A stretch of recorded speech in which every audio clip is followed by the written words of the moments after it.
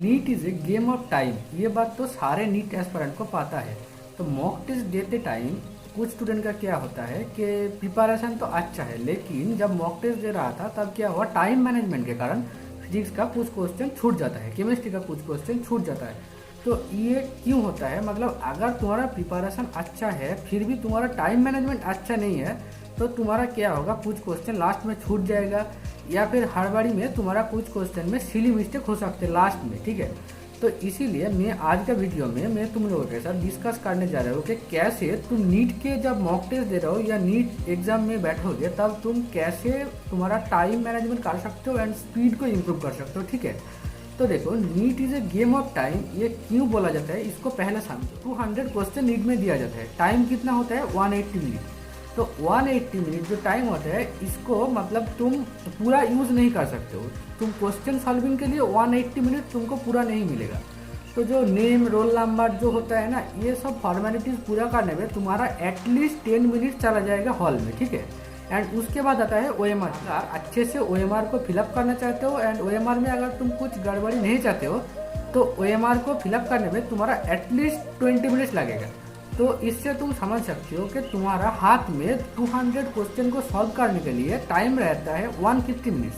तो 150 मिनट में तुमको 200 क्वेश्चन सॉल्व करने हैं। पहले तुमको बायोलॉजी करना है, उसके बाद क्या करना है केमिस्ट्री, उसके बाद फिजिक्स। कुछ स्टूडेंट क्या करते हैं, पहले फिजिक्स उठा लेता है उसके बाद केमिस्ट्री, कुछ स्टूडेंट के पहले केमिस्ट्री, ऐसा करते हैं। तो ये नहीं करना है क्योंकि बायो इजी होता है, ठीक है। अगर तुम पहले फिजिक्स को उठा लोगे तो हो सकता है अगर इस साल के तरह फिजिक्स अगर हार्ड आ गया तो तुम्हारा क्या होगा, तुम फिजिक्स में तुम सोचोगे कि तुम्हारे पास टाइम है, ये सोच के तुम फिजिक्स में एक क्वेश्चन में 2 मिनट 3 मिनट टाइम देते रहोगे। तो इससे लास्ट में तुम्हारा बायो में टाइम चल जाएगा, ठीक है। तो इससे तुम्हारा कोई फर्क नहीं पड़ता कि तुम फिजिक्स कर रहे हो या बायो कर रहे हो। तुम्हारा मतलब जहाँ जिस टाइम में तुम्हारा ज़्यादा क्वेश्चन सॉल्व हो सकता है, जैसे तुमको देखना पड़ेगा, ठीक है। तो इसीलिए मैं बोल रहा हूँ पहले बायो को उठाओ, उसके बाद केमिस्ट्री, उसके बाद फिजिक्स, ठीक है। तो बायो में तुमको पूरा पेपर 30 मिनट्स में कंप्लीट कर लेना चाहिए, ठीक है। बायो 30 मिनट्स, केमिस्ट्री तुमको 50 मिनट में कंप्लीट कर लेना चाहिए एंड तुमको फिजिक्स टाइम देना चाहिए। फिजिक्स में तुम 70 मिनट्स टाइम ले सकते हो, ठीक है। Bio 30 minutes, chemistry 50 minutes and physics 70 minutes, ठीक है। घर से इसको मॉक टेस्ट में ऐसे ही प्रैक्टिस करते जाओ एंड नीट में भी तुम इसको फॉलो करो, ठीक है। तो ऐसा नहीं कि तुम घर में ये प्रैक्टिस कर लिया और एग्जाम के दिन नीट में तुम पहले फिजिक्स उठा लिया, ये नहीं करना। और एक बात, कुछ स्टूडेंट क्या करते हैं कि बोर्ड एग्जाम के दौरान नीट में भी जब क्वेश्चन पेपर उसके हाथ में आता है तो वो क्या करता है, पूरा क्वेश्चन को ऐसे एक बार ओवरव्यू लेता है। तो देखो, अगर तुम पहले फिजिक्स का एक बार ओवरव्यू ले लेते हो, सपोज एक स्टूडेंट नीट 2021 में बैठा है, तो अगर वो पहले ही फिजिक्स का ओवरव्यू ले लेता है तो उसको क्या लगेगा, फिजिक्स हार्ड है। तो ये सोचकर अगर वो बायोलॉजी भी सॉल्व करेगा ना तो उसके दिमाग में एक ही बात चलेगा कि फिजिक्स हार्ड है, फिजिक्स हार्ड है, ठीक है। तो इससे उसका बायोलॉजी भी अच्छे से सॉल्व नहीं हो पाएगा एंड टाइम भी वेस्ट हो जाएगा, ठीक है। तो इसीलिए मैं बोल रहा हूँ कि एक तुमको हर एक क्वेश्चन को तो एक बार पढ़ना ही पड़ेगा। तो पहले उसको पढ़ के टाइम वेस्ट मत करो, एग्जाम में डायरेक्ट बायो से स्टार्ट कर दो, ठीक है। क्वेश्चन पेपर मिला, सील ओपन करो, बायो से स्टार्ट कर दो, उसके बाद केमिस्ट्री आ जाओ, उसके बाद फिजिक्स आ जाओ, ठीक है। स्पीड के साथ साथ तुमको एक्यूरेसी का भी ध्यान रखना है कि ये नहीं तुम जल्दी में क्वेश्चन कर रहे हो एंड गलत करते जा रहे हो, तो ये नहीं करना। तुमको ध्यान में रखना है कि स्पीड के साथ साथ एक्यूरेसी भी तुम्हारा अच्छी होना चाहिए, ठीक है। तो नेक्स्ट पॉइंट क्या है, देखो, जब तुम क्वेश्चन को पढ़ोगे, ठीक है, सपोज तुम्हारा ये क्वेश्चन है, तो जब क्वेश्चन को पढ़ोगे, क्वेश्चन पढ़ते टाइम तुमको क्वेश्चन को समझना चाहिए। ऐसे नहीं कि तुम सिर्फ पढ़ते जाओ, तुम एक पेन लेना, ठीक है। जब क्वेश्चन को जब पढ़ोगे, क्वेश्चन में क्या होते हैं, 2 से 3 वर्ड ही तुम्हारा इंपॉर्टेंट वर्ड होता है, ठीक है। बाकी का पूरा जो होता है ना, वो सिर्फ क्वेश्चन को फ्रेम करने के लिए साइड वर्ड होते हैं। सपोज तुम एक वेलोसिटी का फिजिक्स का प्रॉब्लम पढ़ रहे हो, तो उसमें तुम्हारा क्या क्या चाहिए, टाइम चाहिए, वेलोसिटी, डिस्टेंस, ये सारे 2 से 3 टर्म तुमको चाहिए। तो क्वेश्चन पढ़ते टाइम तुम अगर वो जो इंपॉर्टेंट पॉइंट है तुम्हारा उस पर अंडरलाइन कर लोगे ऐसे, तो तुम्हारा क्या होगा, 2 से 3 वर्ड के ऊपर तुम्हारा फोकस चला जाएगा एंड तुम उससे जल्दी क्वेश्चन को सॉल्व कर सकते हो, ठीक है। तो तुम जब क्वेश्चन को पढ़ोगे, क्वेश्चन को पढ़ते टाइम तुम ऐसे अंडरलाइन करते जाना एंड दिमाग में उसके साथ साथ सोचते जाना कि इसमें क्या फॉर्मूला लग सकता है, ठीक है, कहाँ से लिया गया है क्वेश्चन, तुम इसको कैसे आंसर कर सकते हो, ये तुमको क्वेश्चन पढ़ते टाइम सोचना चाहिए। और कुछ स्टूडेंट को क्या होता है कि क्वेश्चन पढ़ते टाइम उसको मतलब लैंग्वेज समझ नहीं आता। तो अगर तुम्हारा ये लैंग्वेज वाला प्रॉब्लम हो रहा है तो इसका मतलब है तुम्हारा रीडिंग में थोड़ा बहुत प्रॉब्लम है। तुम्हारा कॉन्सेप्ट तो अच्छा है लेकिन रीडिंग में प्रॉब्लम है। रीडिंग में क्या प्रॉब्लम है, अगर तुम पूरा साल टीचर्स के हैंड नोट एंड लेक्चर से पढ़ लिया, लेकिन मतलब तुम्हारा कॉन्सेप्ट रेडी हो गया, लेकिन अगर तुम बुक्स नहीं पढ़ा ना, एक बार भी अगर तुम बुक्स के लैंग्वेज नहीं पढ़ोगे तो क्वेश्चन में तुम्हारा तो क्वेश्चन जब नीट में मिलेगा वहां पर तो टीचर्स के हैंड नोट की तरह मतलब रफ लैंग्वेज में नहीं लिखा होगा, वहां पर बुक्स के लैंग्वेज में अच्छी तरह से ग्रामेटिकल में लिखा होगा, ठीक है, ग्रामर के साथ साथ अच्छे से लिखा होगा। तो इसीलिए मैं बता रहा हूँ, एक बार मतलब तुमको एक बार बुक्स का अच्छे से रीडिंग करना चाहिए। क्वेश्चन जब पढ़ोगे तब तुम्हारा बुक्स के लैंग्वेज अगर तुम अच्छे से पढ़ लिया तो तुम्हारा क्वेश्चन में प्रॉब्लम नहीं होगा पढ़ने में, समझने में, ठीक है।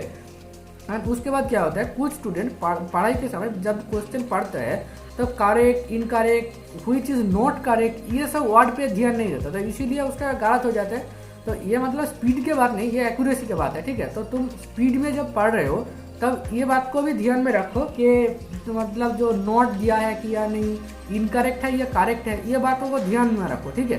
तो ऐसे तुम्हारा स्पीड के साथ साथ एक्यूरेसी भी मेंटेन रहेगा कि जब तुम क्वेश्चन को पढ़ोगे, क्वेश्चन को पढ़ते टाइम तुमको क्या करना है, एक क्वेश्चन को 2 बार सोचो, मैक्सिमम 3 बार। अगर उसके बाद भी तुम्हारा क्वेश्चन नहीं बन रहा है तो उसका मतलब हो सकता है तुम्हारा मतलब क्वेश्चन में तुम्हारा समझ नहीं आ रहा है और क्वेश्चन सॉल्व तुमसे नहीं हो सकता भी है।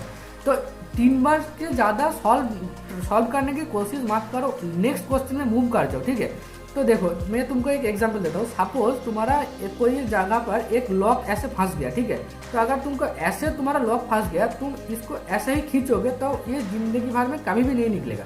अगर तुम इसको मतलब तुम्हारा क्वेश्चन ऐसे फंस गया, तुम इसको ऐसे ही खींचते जा रहे हो, तो अगर तुम क्वेश्चन को छोड़ दोगे, थोड़ी देर बाद घूम के आओगे, तो हो सकता है तुम क्वेश्चन को ऐसे घुमा के खींच दो तो निकल जाएगा।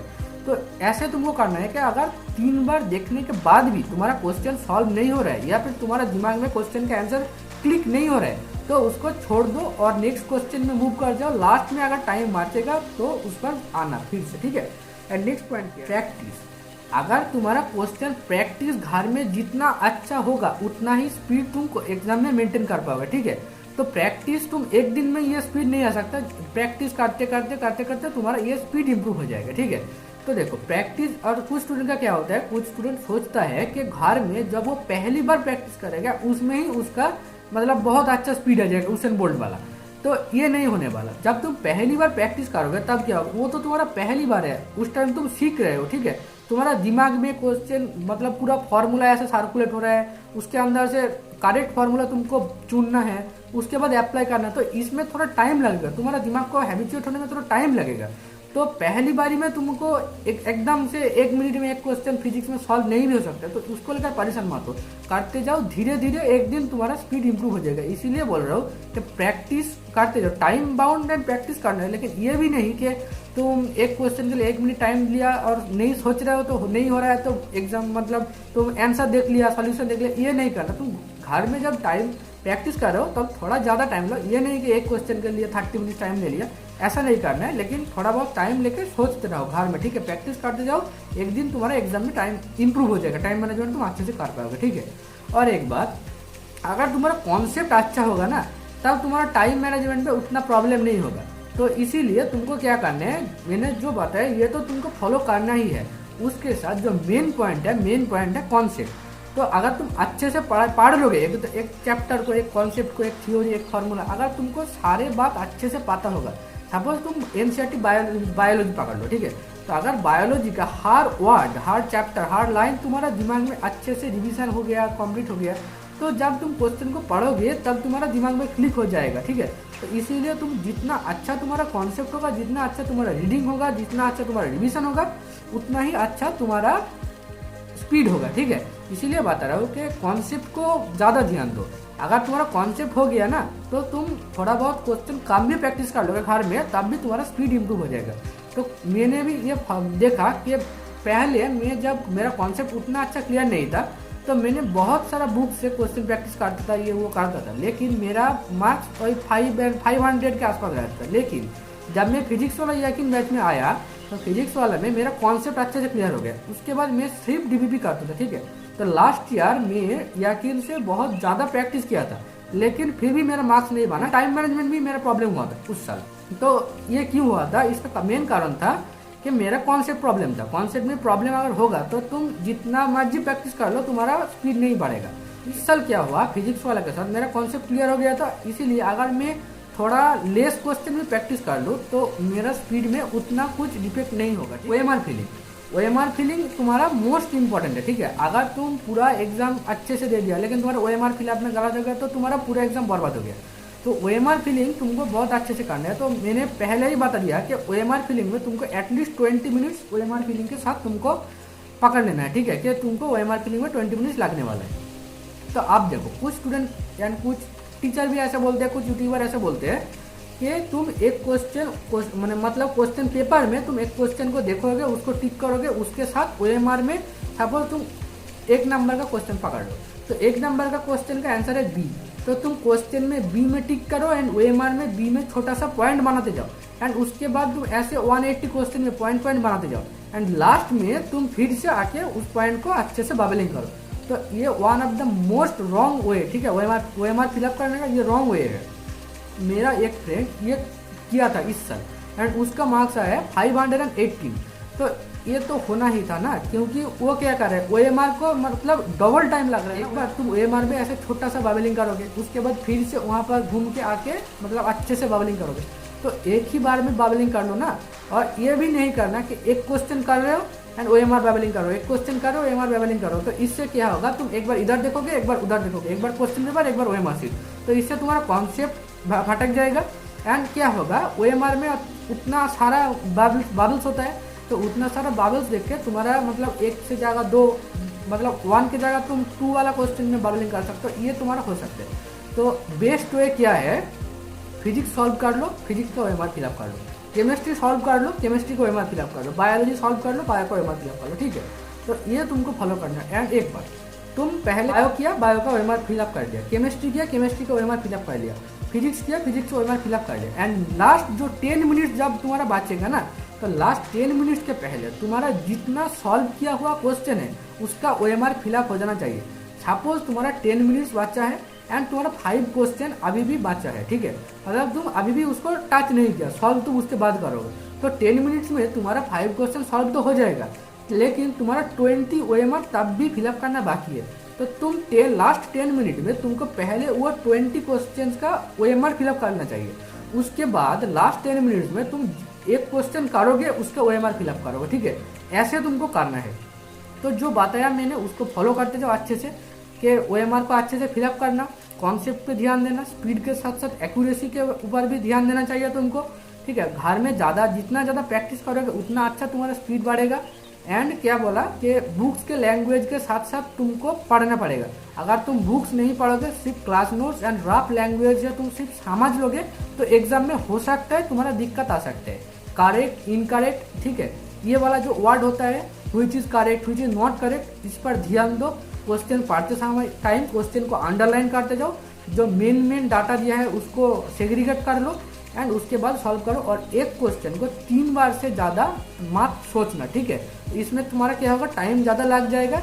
और अगर तुम्हारा एक क्वेश्चन 3 बार में नहीं होगा ना, अगर तुम उसको जितना भी खींचोगे तो वो मतलब सॉल्व नहीं होगा और ज़्यादा टाइम तुम्हारा वेस्ट हो जाएगा एंड तुम्हारा दिमाग और बिगड़ जाएगा, ठीक है। तो इसके बाद हो सकता है तुम इजी क्वेश्चन भी नहीं सॉल्व कर पाओगे। तो ये तुमको नहीं करना है, जो बातें है उसको फॉलो करते जाओ, अच्छे से पढ़ाई करो। तुम्हारा कॉन्सेप्ट अगर अच्छा हो जाएगा तो तुम्हारा स्पीड ऐसे ही तुम्हारा थोड़ा बहुत स्पीड इंक्रीज हो जाएगा। मिलते हैं नेक्स्ट वीडियो में, अच्छे से पढ़ाई करते रहे। Good bye.